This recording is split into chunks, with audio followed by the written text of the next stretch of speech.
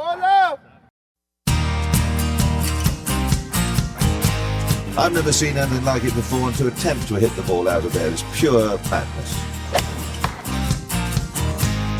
The winner of the gold medal and the champion golfer of the year is Cameron Smith. This is the one that I've always wanted to win since I was a little kid. So it just feels pretty amazing to be able to get it done today. It's amazing that it's my destiny to be the first Aussie to win. Just incredible.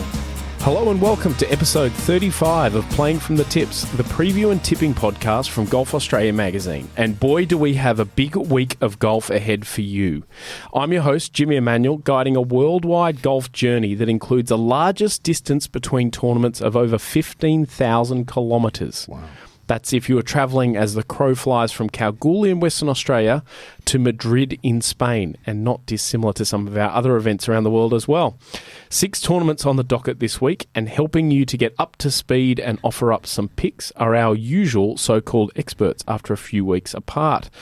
First up is a man with similarities to the red dirt of Kalgoorlie, crucial to the look and feel, and having the potential to ruin your day if you cross paths at a bad time. I speak, of course, of Rod Murray. I was sure that was going to be Logue. No. I was sure that was going to be you. That's one energetic crow. That is an energetic crow. It's a lot of flying for. I think they're a bit more territorial than that. It's 14,000 to Las Vegas where we go as well this week, so there you go. Long way to Useless go. things that I've looked up and now have in my brain. Next, like Lexi Thompson teeing it up on the PGA Tour, Adrian Logue is an older concept revisited for Playing from the Tips, but with the recent successes of without both elements, an uncertainty as to how it will perform. Logue? Okay. I'm saying we're going back to something we've done before. And it was good before? It was, it's been okay at times, yeah. Last time I was here, I reviewed the Open de France. You did, and now we've got Open de España. Open de España. Yeah. As we record here at the podcast studios de Sydney on behalf of Magazine de Golf Australia. Would it be Magazine Golf de Australia? Magazine de Golf de Australia. Let's throw it open to the brain strokes. If we've got any French speakers in the audience, let us know how Golf Australia would be in French. I'm tentative about your performance because Michael Green came up with 3 top 10s last week, but with these players, Scott Strange, Mark Hubbard and Cheyenne Knight. That's not picking the favourite. He's done some research. I was going to say, to be fair, he's doing research and stuff, so that's an unfair advantage. It is an unfair He's not just turning up 10 minutes beforehand. I did listen to the episode and I heard him saying things like, I studied this player's performance in this tournament last year, and he'd come back from holidays with the family. Those sort of sentences indicate some research. Dedication. With those top 10s, we went to 166 for the year alongside 25 wins, although we're still waiting on some potential more results to come in from. Going to get finished? No. Don't know if it's going to happen. No, and then I think it'll be unofficial Dunhill? because 36 holes for the Dunhill links because Scotland is underwater. Carnousie's the problem. Yeah. So we'll see if that comes and we'll update next issues week. with the purse and how they pay out half the purse. That's right. There's all sorts of insurance and legal things happen when tournaments get cut to 36 holes. Yeah. Sponsors are on the hook for a lot less and, disaster. That was much of the story last week, but was there any other reflections on the golf 5-man playoff on the PGA Tour? Ludwig Aubert getting in there after playing the Ryder Cup. That was pretty impressive. Very impressive. He's on Simon Hawkes winning after 2,000 and something days on the Australian. We talked to Ewan about Simon Hawkes, if you remember. We did. Yeah, about they're a working bit of a forgotten man. Won the Vic Open in 2018. That's right. Beautiful golf swing. Yeah. Really beautiful. Looks pretty too. golf swing. Yeah, absolutely. Been working on the crew at 7 Mile Beach. Yeah. And then almost the exact same finish to his Vic Open and WA Open win at Joondalup the other day where he hit a driver, a 4-iron that wasn't his best into a long bunker shot, opened up a 9-iron, hit a really good shot and knocked in the putt. That's some pretty gutsy stuff, open up a 9-iron. Open up a 9-iron with water left and long. That was pretty impressive. I just want to say, I thought this last week before the Dunhill links, you get all the celebrities and that stuff in that promo for it, but Matt Fitzpatrick and Alex Fitzpatrick playing with their mum was a highlight for me. I reckon that's fantastic. Yeah, that's cool. Yeah. There was a couple of other... Billy Horschel was playing with his wife, who can play. Seriously can play? Yeah. Nice. So Really that good was swing. some really cool things. But There was some really good things, yeah. until the rain comes and you're an amateur and you've got to play Carnoustie in pouring rain. So... on to this week, and first up we go to the Challenger PGA Tour of Australasia, which continues in Western Australia for a second straight week. This time it head towards the middle of the country for the CKB WA PGA Championship presented by TX Civil and Logistics. Tell me more. Yeah. CKB, I didn't know this until doing this research today, stands for City of Kalgoorlie and Boulder. Oh, nice. Twin cities. Yeah, good. Okay. TX Civil and Logistics provide building and development services. Logistics company. Yeah. Big supporters of this event. Just before Big logistics week, just a little bit of foreshadowing. Logistics? Yeah. Well, you've also got Infrastructure. Sponsor as well. Watch. We're not going to go past Challenger, who are the new I was just naming about rights to say, sponsor tell us about that. of PGA Tour of Australasia. So Challenger, a retirement investment company, and they're now the naming rights sponsor of the tour here for the next 3 years, but there will be other investment into golf greater than just that investment the other day. We don't do it enough when they get things right, and we should. The PGA Tour guys down here in Australia have been doing they have come into their own since the pandemic. Yeah. With the Player Series and some of the innovations there, this Challenger announcement, they're really showing the rest of the golf world what you can do with very little resources and in really tough times. So full congrats. I don't know who at the PGA inked that deal, but full marks to them because they're doing fantastic stuff. And this is reward for that Player Series stuff that they've been doing. So they've got a company like Challenger going, yes, we want in on that. Yep. And that's now part of trying to get that right, is getting people like us to say the sponsors so that we can support their decisions. Well, that was our initiative, but it is important. The WebEx Players Series, no longer called the Players Series. Yeah, okay, WebEx Players Series moving forward. Shout out to Tim Fawcett. And to Glenn Gibson-Smith, two of the very good people in WebEx. Strength to strength. WA PGA, being played at Kalgoorlie since 2012, and not unlike what you were talking about with breathing some life into it in that period, it really breathed some life into this tournament going to Kalgoorlie. It just kind of made it different. It's very Australian, isn't it? It stands out. It's completely different to anything else you'll see. It's different to desert golf in America and the Middle East and everything like that. It's very pretty. It is very pretty. And there's a really good list of champions at this venue as well. It's just become a bit of a signature event for the tour here, I would say. Nice story for the golf club and course itself, if I'm not mistaken. Didn't they merge two clubs? Goldfields Golf Club and Kalgoorlie Golf Course. To form this new golf course that now hosts this event. And all of it's good. Correct. All good.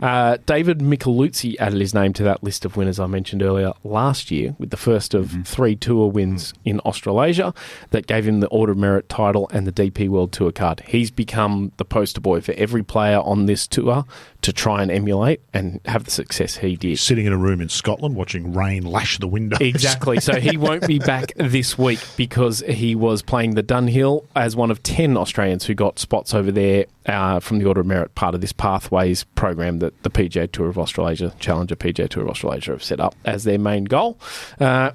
This course actually was a rubbish tip once. And I don't mean a bad golf course. I mean that's where you back your ute up and dump the bathtub that you're throwing out to replace. Graham Marsh designed the golf course here in 2010. It all got finished. It kind of went through a couple of stages. It was initially done through a developer, and then the council, I think, had to pick it up and finish off the amount of money. Graham Marsh, born in Kalgoorlie, so people obviously think, oh, yeah, he grew up there. No, he left, I think, before he was 1. So... it's really good test of golf. Apart from looking visually very pretty, it's really good. You got some par 3s that are particularly strong, a really good short par 4 at the third, and a great finish across 17, which is long par 3, and 18, which is par 5. That's kind of reachable in the right wind. But when you play it in October, it's a completely different animal than if you were to play it in, say, March. You get a completely different wind, and it's much tougher than what you would expect earlier in the year, which kind of showed last year. They actually played it twice. They played the year before's one in March and then last year's in October to make up the schedule difference. Okay. And the players who'd only played that one in March as their first one showed up thinking, oh, yeah, I've got this place sussed. And I remember them having a lot of trouble with that little pitch shot into the last. Yeah, 18's kind of a long green, but it's set sort of horizontal to where you come from. That's right. And there's a back right pin. And there's a back right pin that is just smelly. Yeah. So expect it to be there on Sunday, I suggest. Yeah. After his win at the WA Open last week, Simon Hawkes probably headlines the list. So too Jason Norris, who's 51 years of age and pushed him pretty much all the way. longer golf course this week, I'd suggest it might be a bit tougher. And James Marquezani went all right last year as well, didn't he? Yeah, he did, yep. West Australian via Scotland, Conor McKinney, who finished second last week in front of his home crowds, is another one to watch. Harrison Crowe, strong pro debut by finishing, I think, 11th or something around that. 10. He wasn't far out of the top 10 if he was. So. And same from Jared Felton, who has won at Kalgoorlie before, finished second the year before that. Really kind of is a specialist around here. But another one I want you to keep your eye on at this event and over the rest of the summer is a Queensland amateur called Quinton Crocker. Okay. He has had 2 top 10s on the tour at the NTPGA and WA Open consecutively. How old is he? Great question. I will check in with Matt Ballard to double check that answer. You'd assume young. But young. They tend to so guys, yeah. serious talent to do that as an amateur, to come out and do that. So I will be heading over there later in the week to see it for myself at Kalgoorlie, which I'm excited about. But in the meantime, let's get some tips. Logue? Very hard for me to pass up Harrison Crowe, but I am. I think just Look, it's not the you, it's affection- me, Is that, Harrison. is that just to the affection ensure... I've got for. I just want to make it known, if in case Shayna's listening. Shauna's. Picture that. There you Not go. going well, is it? That this isn't anything to do with what we have with the brownies and the Rocky Road. the wasn't Rocky it? Road. Yeah. So it's not going to be Harrison Crowe for me this week. I'm going to look at Elvis Smiley. Okay. I think it's a win is coming at some point, and this is a course where I think he's going to have a little bit of room to play his game, and he's very powerful and can play all the shots. And in the wind, I think he'll get there. I think Elvis Smiley might. Flamboyant. Great player to go and watch. He might find these conditions suit him. Yeah, not many I don't think will get out to watch in Kalgoorlie, but we're about to hit a strap of events where people can go and watch, and he's definitely one of those. Rod? I like Brett Coletta. Who last year is a really good player who just doesn't seem to get the results that you think he should. He's a really, really good player. Yeah, agree completely. Fired really early in his career, then had some issues, but he's going to come back. I like his chances this week. I am going with Jared Felton. Winner here before, second here before, plays really well. Was Bucks in the Party's out of the way. Bucks Party's out of the way, but was in the last group post Bucks Party.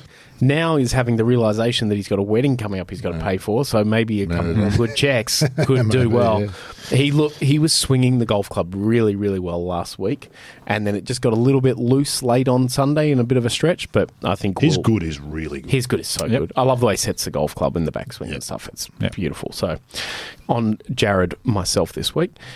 Next, let's head where there will be lots of attention as Lexi Thompson becomes the latest LPGA star to tee it up on the PGA Tour at the Shriners Children's Open in Las Vegas. A couple of different names. Shriners Hospitals for Children Open, it used to was. be. Yeah. So the hospital, of course, is a hospital for children, losing the title.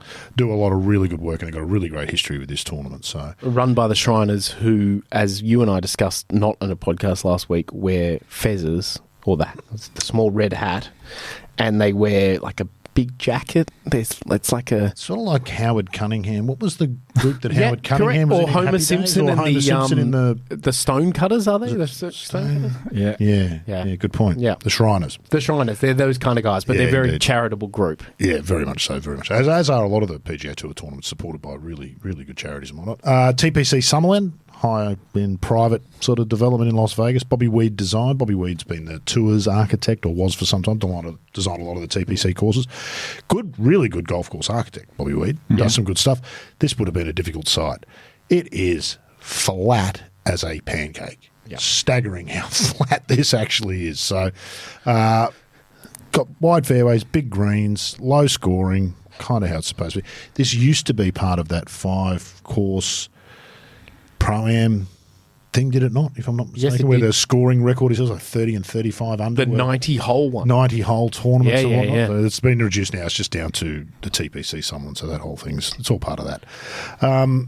First Nevada golf course to be certified by the Audubon Society. They're the bird people, which I found really interesting. I remember reading that when previewing this tournament before. Yeah. Well, clearly it's an important thing because it's one of the things that gets mentioned in everything you read about. I'm not sure what that says about the golf course, but Shout out to the Audubon Society. Society. Shout out to the Audubon Society. Now, the big talking point this week, as you pointed out, Jimmy, is not going to be the golf course. It's going to be Lexi Thompson teeing it up. This came out of nowhere. Had you had any whisper about this just last week out of nowhere suddenly? And I thought surprising, given what happened to Lexi at the Solheim Cup on the Saturday in the last hole with the chip shot that didn't go well, and I'm surprised she's taken this on. But look, it'll attract a whole lot of publicity. I suggest, despite the fact that the timing came very suddenly, Michael Collins from ESPN broke the story. The caddy turned. It would have been planning long. This deal's been signed some time, and there might have even been some reservations following the Solheim Cup stuff, and there's no getting out. Basically, this would have been in the works for a long time. Look, from the look of the course, I don't pretend to be as familiar with it as I might be. It looks like you do a lot of putting from off the greens around there should you choose to. So that might not be such an issue for that. But I sometimes wonder about Lexi. It's an interesting sort of a career choice, isn't it? She must have been offered this dozens of times over the years. You would expect so. And now is the time that she's kind of opted to take it, which is, you don't know what goes on behind the scenes with these things, who sponsors who and what deal gets done with who. But look, the field itself, Lexi aside, is not a stunning field. Tom Kim's the defending champion. He'll be back. There's no sort of some of the really big name players. I just don't know about. I don't know who this really serves. What do you reckon? When women teeing up in PGA Tour events, we've seen it. Lexi's the sixth. Started with Babe Didrikson and Zaharias, who actually made 2 cuts. Correct. 6 starts on the PGA Tour. The most famous one was probably Annika in 2002. I think everybody remembers that. And that was an amazing event. It was a really feel-good story, and I thought that went really well. By chance, with no prior knowledge that Lexi was doing this, I watched a little thing on that Annika playing. Yes, I saw that too. With Dean Wilson. Yes. And both of them talking about it. And they're still good friends. Yeah, and it obviously had been produced this year, I'm guessing, because it must be 20 years since it happened. Yeah. So I'm guessing maybe that was someone had prior knowledge. But what do you reckon? Logue, some thoughts on it? Specifically on Lexi playing. Yeah. There's everything to lose every time nothing to win. This happens. Yeah, and if you make the cut, so best case scenario, make the cut and put together 2 consistent rounds on the weekend as well. It's a good achievement. It's an excellent achievement, but it doesn't it's really stunning achievement. move. There's going to be half the field miss the cut this week, regardless. Yeah, that's right. And they can all play. One part of me thinks maybe you should do this every week, like have a few women play every week, and then it just promotes women's golf a little bit better on the biggest stage on the PGA Tour, rather than have it be such a thing that has such a spotlight on it when it's done once every few years. This was the potential for the PGL, wasn't it? Their proposal before LIV came along was this notion of the 13th team, which included women. They were going to have a separate women's PGL, which would be played the week before, but the 13th team, which the fans would vote on, including anybody they wanted to vote in, from popular to women. That feels to me like a better thing. I think you're right. It feels like some way of normalising it somehow. Everything to lose and nothing to win. Yeah, because it's just such high stakes when it only happens every few years. And the pressure on her. Just do it a little bit more regularly. I don't know. And it's not just happened on the PGA Tour, of course. At Western Australia and WA Open, Minjee Lee and Hannah Green have both played them before. Yep. There's been other players do it recently as well, including last week.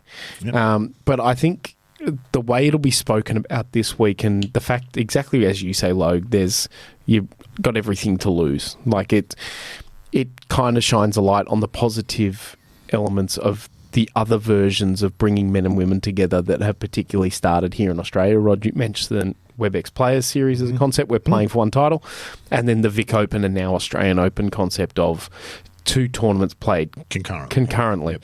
It's so much better than putting this one player out against this, where Lexi's been one of the top women. She's only ranked 25th in the world.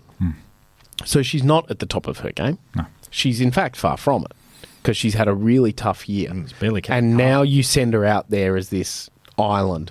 You know, I can't imagine the feeling of playing that this week and you don't even get to share a locker room. You're completely on your own. So for a young woman who's had her issues with the attention and the scrutiny and social media over the years already, it just seems an odd decision. Yeah. So I don't know. It's not really a for or against thing. It's just, does it kind of really achieve anything? I'm not sure. Anyway, let's push a little forward. Is there any other pertinent details? Well, you mentioned him at the start there, Ludwig Aubert, who will attract plenty of attention as well. He's in the field this week. He's got to run out of energy, doesn't he? Has to. You're tempted to tip him this week, but he has to run out of energy, surely. I mean, he's young, but can't get there. Tom Kim, not much in the way of really big names. Akshay Bhatia, there's a few of the cool kids running around there, but it's one of these events that's in this part of the year where you're not going to get the really big name players. So I'm going to go with Adam Hadwin. Oh, nice. Okay, tip.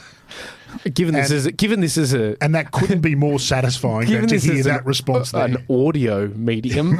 I'll just take the listener through the sheer pain and heartbreak that appeared across Logue's face. Paint a word picture, Jimmy. That was beautiful. I'm I agonised over my pick, and you've just stolen it from underneath. I chucked a dart and it landed on Adam Hadwin. Yeah. There you go. You got to go next now. Okay. Well, Logue gladly. needs time to think. You are on 100% the right track with an Adam Hadwin pick because ball strikers win at this place. Yeah, very much. Tom Kim, Sungjae Im, Martin Laird, Kevin Na, Bryson DeChambeau, Patrick Cantlay, Rod Pampling for the last sprinkling. Yep. There's not a lot of missed centres of the club face in that group. So for me, my ball striker of the week is Cam Davis. Yeah. Never missed a cut here. Played here a bunch of times. Is that sort of class above the majority of the field. Yep. Won't take in any of the external stuff that's happening, Lexi and everything like that. And bang. Quintessential PGA Tour player. This is a quintessential PGA Tour tournament. Absolutely. Yeah, Logue, we've had plenty of time. Cam Davis would have been nice as well, just quietly. I'm going with Tom Hoagie. Yep. Yeah? Yeah. I've scrambled a little bit, just so No. just so the listeners know that if it comes up trumps, you'll be. My enduring memory of Tom Hoagie is when in the Wyndham Championship 2015 he got paired with Tiger in the last round. Yep. Somebody asked Tiger about him and he thought it was an Hoagie. Isn't that a sandwich? Isn't that a sandwich? Yeah, absolutely. All right. Next, we continue our global journey and we return with LIV Golf for the final event of its individual season. Then the team's championship comes up in Miami after this. This time we go to Saudi Arabia and King Abdullah Economic City's Royal Greens and Country Club. Royal Greens is now a fairly familiar venue for most people who watch a lot of golf. Saudi International on the European, then Asian Tour. Ladies European Tour play there quite a bit, and now LIV visit at least once a year. Sits on the edge of the Red Sea. Kind of, they go for like an oasis type desert vibe, palm trees and all that sort of stuff. Genuine test though for even these sort of level of players, big bunkers, undulating greens. To give you an idea of who likes it, Dustin Johnson loves it to bits. He won there the first two times. Everybody tip Dustin? Yeah. Tip Dustin. 100%, yeah. It is, of course, the usual 48 teeing it up, but there is a little bit more intrigue. So there's the players trying to win the overall season-long standings. Only 3 can do that, as far as my calculations go. Okay. That would be Cam Smith, Taylor Gooch, Bryson DeChambeau. So you've had Taylor Gooch with the strong start to the year, Bryson the strong finish, Cam the most consistent player in LIV Golf. Kind of a deserved little battle. Don't know if they get anything for winning the overall thing. There's probably some money on the line. There's probably some money. There's probably for everything on LIV. There's probably a champagne and fireworks show at the end. Who knows? But then you've also got the ones at risk of being relegated. So that is still to be determined, but it's almost written in stone, the 3 that will go. And in amongst that mixture is Jed Morgan from Australia and Chase Koepka, both who have significant connections to 2 of the biggest players in LIV. So it'll be fascinating to watch how they play this week and do that. And then what actually happens after this. The politics of how that works and is going to work moving forward is really interesting, isn't it? LIV has had a good run of not making any obvious blunders in that PR sort of space for a while. This is going to test them. Well, there's an integrity of the competition which needs to be maintained at some level, and we already know that that's skewed by the captains and certain players being quarantined, no matter how badly they play. Yep. They cannot be relegated from the tour. And then you've got this other thing hanging over. Well, if Jed Morgan does get relegated, can Cam Smith just re-promote him straight back to the tour as a member of the Australian team? And all those guys playing the international series who are chasing this elevation. So it's a tough one for them to It is tough, yeah. Rod, you've gone with Dustin Johnson? I have, because he just wins every time they go there. Okay. Logue? How did you have advanced knowledge of what Rod was going with? We have a ESP-like connection. It's like an electrical current that runs. It's like we're on the same Wi-Fi network. It's what happens when you get here for rehearsals. I mean, it's a good pick. Big course, big playing field. I think a big player is in order. So Bryson DeChambeau Nice. going to play some big golf. Yeah. Nice. I like it. Yeah. Didn't he play with Lexi in that mixed thing? He sure Bryson, did. a couple of years ago. Yeah. Given you're going with those guys, I'm going to go back to my LIV tip that got mocked again and go back to Mark Leishman. Okay. Yeah. He did I- well. I'm- He did well that week. He elevated finished him that second. week. Yeah. I'll just serve me up some humble pie. Yeah. I'll have two pieces. I would Gobble just- that up. I would Scoop love of ice to. cream. What's our take on LIV at sort of the end of year 2 approaches? The gaps in the schedule, while it might help their player satisfaction, does not help it as a concept. Yeah. It's really The thing we've become that I think we all would be in agreement is that the PGA Tour has been too constant, where it's there every single week, is now what you expect out of golf. And you expect very true. regularity, and that's why the majors are packed into a tighter schedule so that you get used to them and all that sort of stuff. So Feels like they've trod water this year to me, LIV. They didn't go Yeah. backwards, but they didn't go forwards either. They've just kind of trod water they've Yep. stayed there as this, just in that space they've occupied ever since they kind of launched. yeah, Yeah. And it's kind of flat. Yeah. The whole thing Feels is very flat. to give that like the gaps in their schedule some context. The tour here, with the announcement last week of the remainder of the schedule, from the start of WA Open, there were 16 events, and they pretty much are all done by the middle of March. Okay. So that's a, 5 kind of month window, Yep. not even? Yeah. And you're playing more events than, or the same number of events as LIV, which Overall, taking yeah. across the whole year. And one of those won't be LIV, but LIV will be here in that window. In that won't they? period, we Yeah. don't Or know we the don't- dates okay, as so- of yet. Well, do we know about sanctioning and that kind of thing? I mean, it's an awkward It spot. would for be the, on its own. No, it's on its own. Yeah. It's an awkward Correct. spot for the PGA of Australia. Yeah, Gavin Kirkman spoke about it a bit last week with some journos at some, but no, it won't be. It won't be involved. The talk is earlier in the year than last time. Yeah, February, that was the January. move, but exactly where it's going to fall is yet to be determined at this stage. It's very, very flat feel about this tournament, and those gaps don't help. But I also think LIV's trajectory is a little bit like what you saw with like Uber or something, where when Uber first came out, the cars were all decorated, and it was Yep. like, oh, they've got like a water bottle for me, and there's decorations in the car. You don't get that in a taxi. Yeah. And now it's just a utility, and it's no thrills, and Yeah.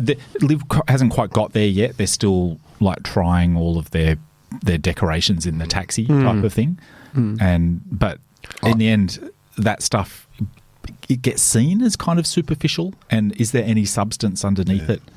That, you know, with Uber, there is some substance underneath it. The great It's become a useful utility. With this, not so sure. the great success of Adelaide, you couldn't transfer that model to other countries and other places. No. So It's unique. there wasn't necessarily an attempt to, but in some parts there was a little bit.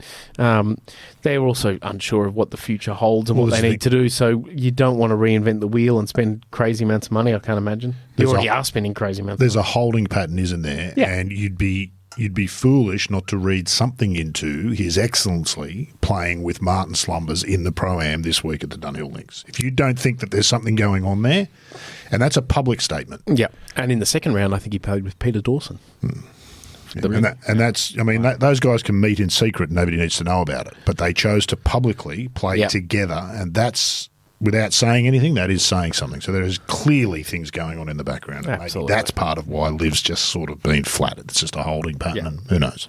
Let's move along to Europe, and the DP World Tour heads for a Spanish swing for a fortnight, and it starts this week with the Open de España and Logue. I Is that hope French for the Spanish Open? and Logue. I hope you're going to also explain to me how to pronounce the main sponsor that comes before Open de España.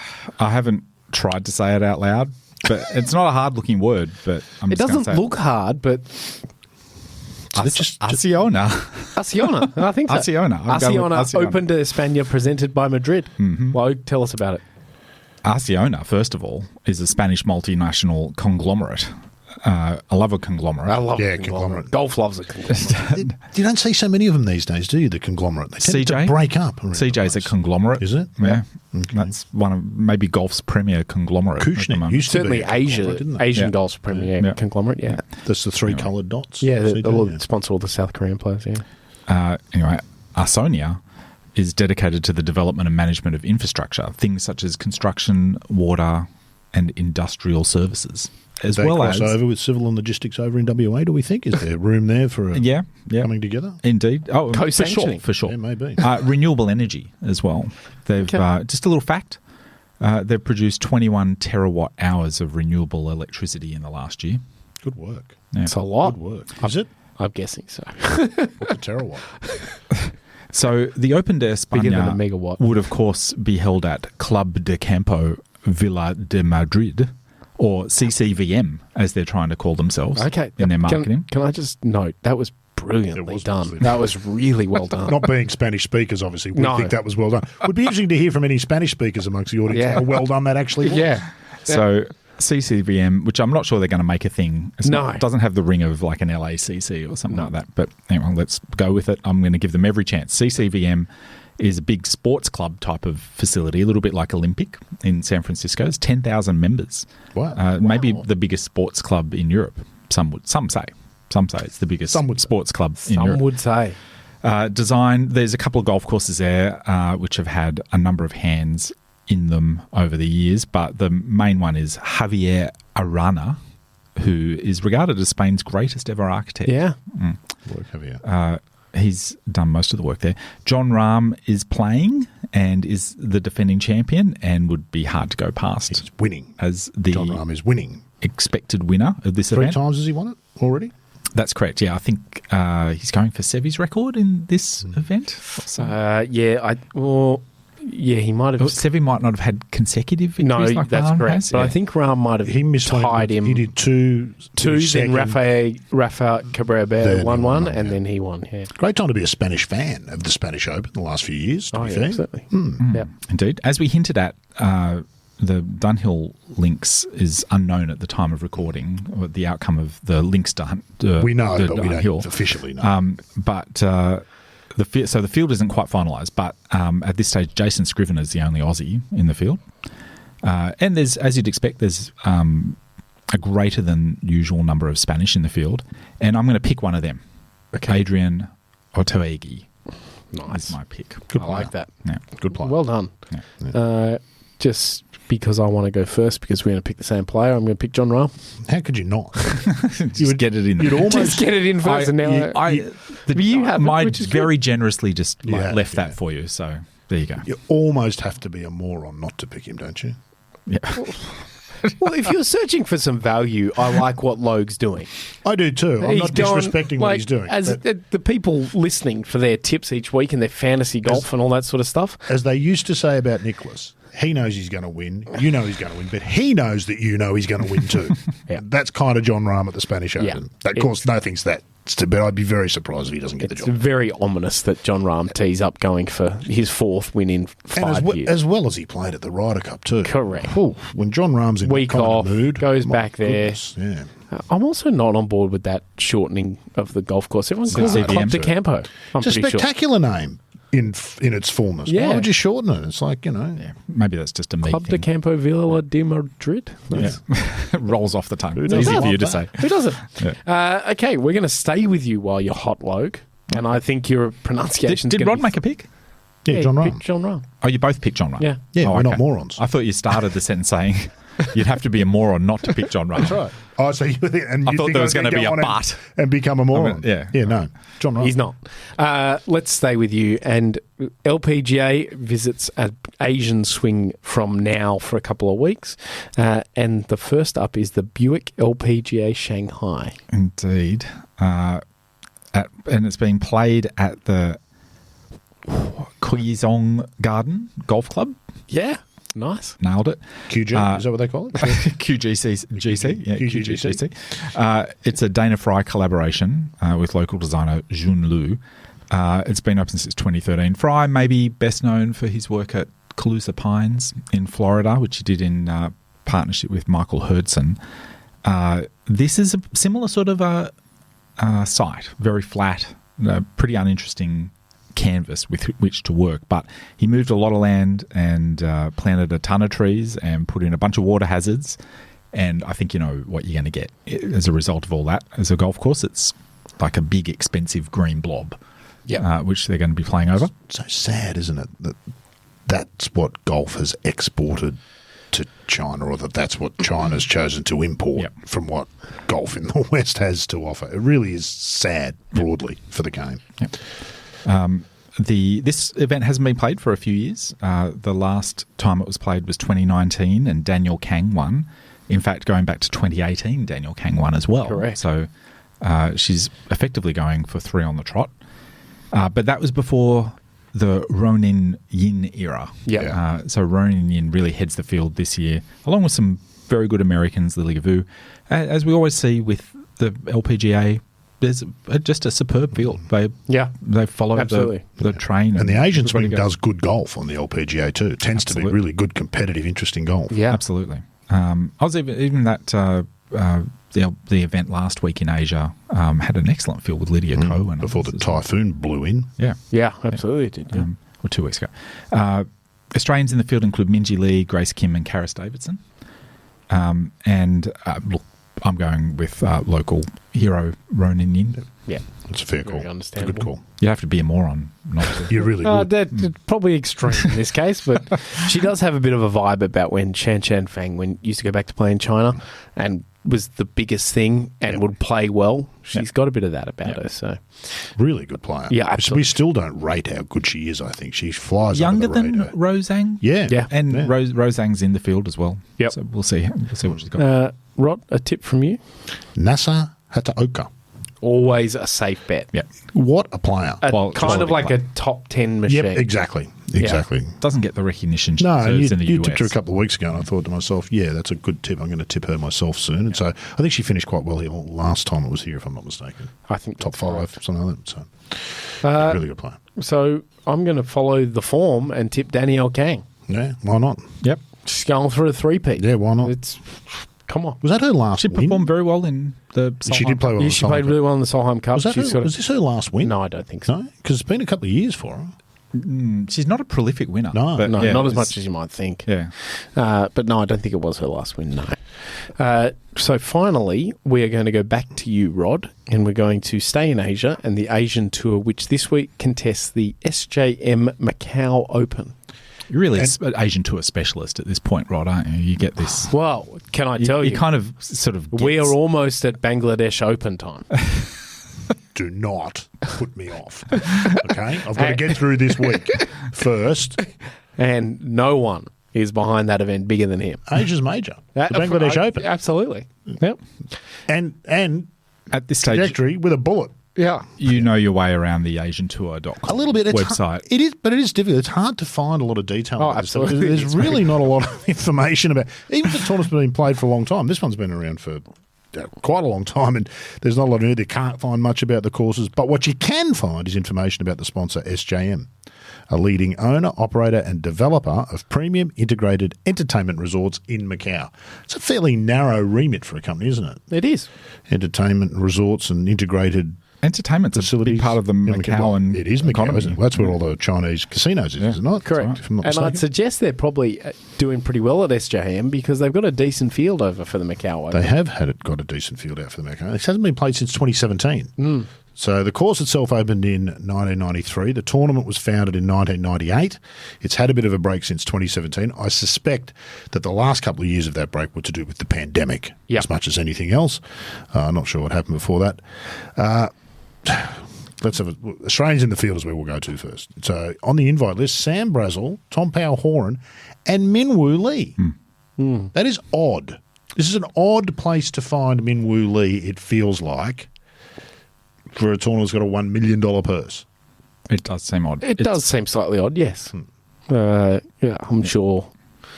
I'll say it. You would I'm assume pick him. that Minwoo has been paid an appearance fee to go and play. And good luck to him. He's a player that's worth paying an appearance fee to because he's worth watching. He will bring 100%. something to the tournament. But Absolutely. it's just you look down the field and you go, what? You hit his name and you go, what? Yeah. And I think everybody who would have read the field would go, what? There's someone else of a pretty decent standing who's on a similar invitation, I think, from memory, but in this field. let me pull up the... You call up the field. I will. Find that player while I go through the rest of the Australians. Tom Power-Horan also got an invite. So Sam Brazel, Minwoo and Tom Power-Horan playing on invites. The rest of them qualified. Scott Hand, Zach Murray, David Gleeson, Todd Sinnott, Kevin Yuan, Andrew Dote, Terry Pilkadaris, Josh Younger, Marcus Fraser, Jack Thompson, John Lyris, Douglas Klein, Harrison, Gilbert Young. You'd think the Australians got a good chance to do well here. Scott Hand's a 2-time winner. Sure is. In this event, and you wouldn't put it past him. He's played some pretty remarkable golf. Look, he's always hard to pick, Andy, isn't he? Yeah. If he's fiery on Twitter in the week leading up, it can indicate a good week. And he's been fiery on Twitter the last couple of days. Sure has. So I don't mind Scott's chances potentially this week. Having said that, he could also shoot 80-80. Yeah. That's kind of the Scott Hand story. Yeah. So I won't be picking him. I think the player I was thinking of, as a side note, was Hao Tong Lee, which is not as... I thought it was going to be Terry Pilkadaris, but okay. No, but in terms of... I like your Scott Hand pick. Is that what you're going with? No, I'm going to pick Minwoo because I think he'd be kind of mad not to. Come on, it's Well, John Rahm in Spain. I already but said it. I tried to bags that, but I'm going Minwoo Lee as well. Okay, I'll go with Scott Hand. Okay. Can I just run through a few Macau Open things before we finish up? Please. Number one, the Macau Open and Macau Golf and Country Club are spelt differently. Yes. The word Macau. MACAO. Yeah, which are kind of flabbergasting to me. But anyway, the last person to win this was Greeny's man from last week, Gaganjeet Bhullar, and Ferris. I remember him winning this tournament last time. That was his second time. But some Australians who've had some victories here are outside of Scott Hand. Kane Webber. Oh, okay. David Gleeson finished runner-up here and is playing this week. Yes, he is. Former Australian Marcus champion. Both and Jared Lyle both played and came runner-up one year. Scott Barr, Richard Moyer, who was an absolute star of an amateur around very much the Ewan Porter era. Yep. So anyway, and once won by Colin Montgomery and Lee Westwood. Oh, wow. Yeah, they have had a history of a big name being paid to come and play. And Lee Westwood was a prolific Asian player and winner when he was sort of... So he would just, that back end of the year, it'd just back the truck up and shovel the cash in. And he would give value for money because he'd go and win. He's had a bunch of wins on the Asian. Also won by American Jason Knutson, who's back to play this week. Is he any relation to George, the Canadian? I have my suspicions, but I don't know. But it's not actually because I think there's a spelling difference. Okay, but that would generally indicate. Well, probably not. Normally in families you maintain the same spelling. Yeah. That's been the trend over time. Anyway. Disregard. So you're going with Minwoo Lee, Rod? No, I'm going with Scott Hand. Scott Hand, Minwoo Lee. Yeah. That leaves me with a Jack Thompson. Yeah, good pick. Who was the top Aussie last week. Yeah, good player. And who Ewan Porter also mentioned. Yeah. And when Ewan mentions someone, you kind of go, better have another look at that one. When Ewan or who knows? Michael Green mentions someone, you go, I better pay attention to that. Yeah. We've focused obviously on players that we know, but there are a bunch of players in this field that none of us would know anything about who are quite possibly capable of winning the thing without us knowing anything. Absolutely. As is the style of... And that's the Asian Tour, isn't it? It really kind of is. Yeah. Well, I mean, that's the case of all the Australians that would win over there, like a Jack Thompson, and most of the rest of Asia would go, who's that? I don't know who that is. So I like the way it works. I do too. Yeah. It makes it interesting. You turn it on Sunday afternoon, you go, I don't know any of these people. It is. It's on a very good viewing it's time in fabulous viewing Australia. for Australia. Very rare to have internationally good viewing in Australia, but the Asian Tour is, especially in the summer on the Sunday afternoon. Yep. You can switch between that and the Australian Tour. It's nice. Yep. Beautiful. Coming into a good time of year. I like this That will do it. And if you are watching the Challenger PGA Tour of Australasia this weekend, you really will enjoy it because I'll be part of the coverage and broadcast. So you can switch between the two and you can turn the sound down. And is this your debut? This is my TV debut. Commentary At debut. That's right. PGA Championship WA. Yeah, that's correct. Emmanuel de Jimmy. That will do it for episode 35 of Playing from the Tips and arguably my career. Rod, you have been, once again, an obelisk of this show. Oh. I thought people would get sick of me calling him the pillar of Playing from the Tips. Okay. An obelisk doesn't. It's just a standalone Yeah. phallic symbol. Because I don't think you actually hold up the shot. No, I don't. You're just I absolutely like don't. strong and kind of granite-like, but you're just there. I hold it up in the sense that I stop it from progressing. Yeah, you kind That's of, the holding but up that I that's do. where I think you're more obelisk. It's my strength. Hints at once greatness. Correct. Yeah. Exactly. An obelisk doesn't do it anymore. Logue, here's hoping your system starts working so you can regain everyone's tipping trust after Greenie. Don't you worry. Everything's Here's fine. the question. Still Can Logue get easily leading this Can Logue tipping get to double? Yeah, that's great, but you're not No, I'm playing in double our figures. class. I'm Can at he- 11 already wins. So you're at 9 or No, something, 11 7 or wins. 9. Is he at 11? No. Yeah. No, we'll check that. Check the tape. We will be back next week. But as always, you can keep up with all these tournaments and so much more on the Golf Australia magazine website, golfaustralia.com.au. And as a little early sneak peek, the November issue of Golf Australia goes on sale later this week. Rory McIlroy on the cover. You can read all about what you can learn from his golf swing to improve your ball striking. There's a fantastic chat with Marcus Fraser about going back on tour. And there's also a detailed preview of the 10 Aussies playing the Asia Pacific Amateur at Royal Melbourne at the end of this month. Review of the Ben Hogan biopic, Follow the Sun. There you go. There's also the 18 greatest golf shots played on home soil. Okay. So there you go. Thank you Greg for Norman's listening. Albatross. We'll be back next week with Playing from the Tips.